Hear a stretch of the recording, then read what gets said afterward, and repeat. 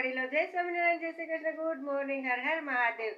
તો વાગ્યા છે 11 અને બ્લોગ સ્ટાર્ટ થાય છે 11 વાગે। સ્વાગત છે તમારા બધાનું પાર્ટ સોનીના બ્લોગમાં। Welcome back to my new blog. તો ભાઈ આજે અમાસ છે અને આજે બધાએ પોતપોતાના પિતૃને પાણી પાવા જવાનું હોય। તો અને અમારે આજે અમાસ છે એટલે બાપાના અવરાપુરા બાપાના ચોખા થાય। તો એ થઈ ગયા છે અને હવે ઝારવા બેસીએ છીએ, એટલે એ પહેલાં બધાને લાજ કાઢવાની જ હોય। તો હું પણ ફટાફટ લાજ કાઢી લઉં। તો રેડી બધું થઈ ગયું છે।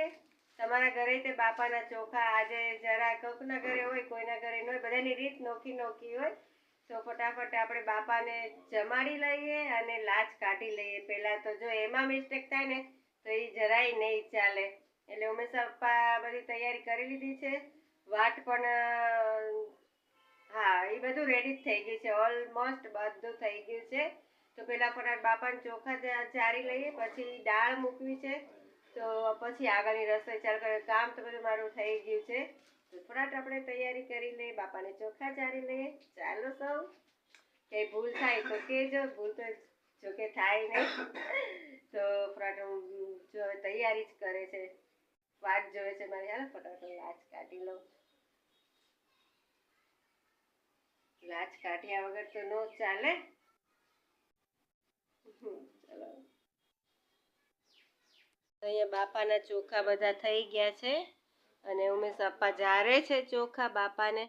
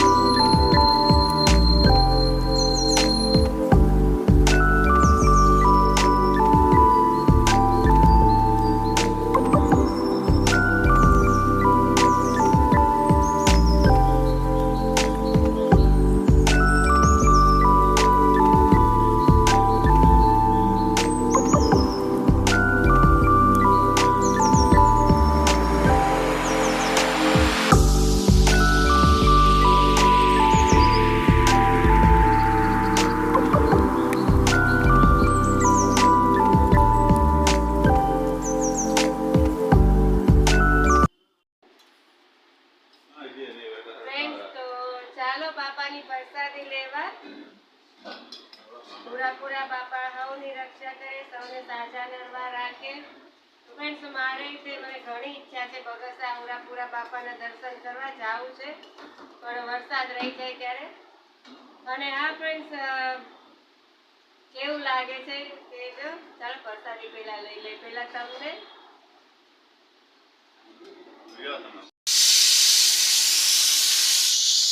ફ્રેન્ડ્સ અહીંયા બટેટાનું શાક મુકાય છે, દાળ થઈ ગઈ છે, ભાત થઈ ગયા છે। હાય વાલા વડીલો, જય સ્વામિનારાયણ। તો મારા બાપાના ચોખા અમે અમારા કુટુંબના મળીને કરી લીધા છે। તો બાપાએ જમી લીધું છે અને ભાત તો અમે વધારે જ મૂકી દીધા હતા। દાળ થઈ ગઈ છે, ખાલી વઘાર કરે છે। બટેટાનું મસ્ત મજાનું શાક મૂકી દીધું છે। અત્યારે ભાભી રસોઈ કરે છે। બધા તમને એમ થતું હશે કે ભાભી કરે, જેઠાણી પણ દેખાડતા નથી, પણ એને નથી ગમતું વિડીયોમાં આવવું। તો ન ગમતું હોય તો પરાણે ન એવું કરાય કોઈનું। તો ફોટા એને ઓછા જ ગમે છે, એવું જ મારા જેઠનું પણ છે। આપણે ફોટા પાડતા હોય, વિડીયો ઉતારતા તરત ખીજાય। તો બસ, અને તમને થતું હશે ને જેઠ પહેલાં હું લાજ કાઢતી, બા જીવતા હતા ત્યારે બધાની લાજ કાઢતી, પણ બા દેવ થઈ ગયા પછી હવે ભાઈએ ના પાડી, માથે ઓઢવાનું। ભાઈ તો ડ્રેસ પહેરાવે, ડ્રેસ પહેરીને માથે ઓઢવાનું। તો મારા જેઠાણીને નથી ગમતું। તો બસ થોડુંક એ પગે લાગતા હતા એટલે મેં એનો ફોટો પાડી લીધો, થોડુંક ખીજાણા પણ।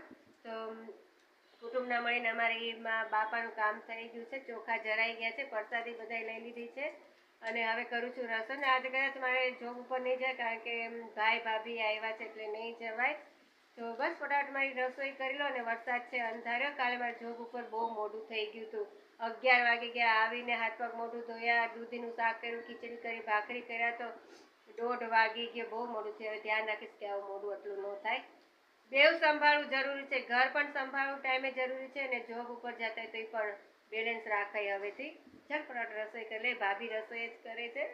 પાછા મળીએ ફ્રેન્ડ્સ। તો મસ્ત મજાની આઈસ્ક્રીમ છે તૈયાર। તો ચાલો તમે બધા પણ આઈસ્ક્રીમ ખાવા ખાવી છે ને? અને અહીંયા વેફર છે અને તીખા સેવ મમરા છે. ફટાફટ હું ખાઈ લઉં. ચાલો તમે પણ. પપ્પા જય સ્વામિનારાયણ. ચા નાસ્તો થઈ ગયો ને? હા, ચા નાસ્તો થઈ ગયો. આજ તો હુરાપુરા બાપાના ચોખા કેવા સરસ રીતે આપણે બાપાને જમાડ લીધા કા? ચોખા જમાડી દીધા બાપાને. હે બગસરા કેવો સરસ જલસો મોટી પાયરી થાય કા? બેન્ડ વાજા વાગ્યા. બેન્ડ ધરવા જવાનું હોય ને, બેન્ડ વાજા. હા, બેન્ડ વાજા વગાડતા જાય ને ક્યાંથી કુટુંબના આવે મુંબઈ થી ક્યાંયથી કા? અને બેન્ડ બાજા વગાડતા જાય ને બાપાને ત્યાં જગ્યા છે ને ત્યાં થાળ ધરવા જાય. તો આપણે હમણાં અંજળ નથી આવતો એટલે જે દી એનો હુકમ હશે તે દી જાવ કા? અને ભાભી બેઠા બેઠા દાંત કાઢે છે. છોકરાઓ માળા કરે છે જોવે છે. અને ભાઈ છે જ ગયા બજારમાં ગયા.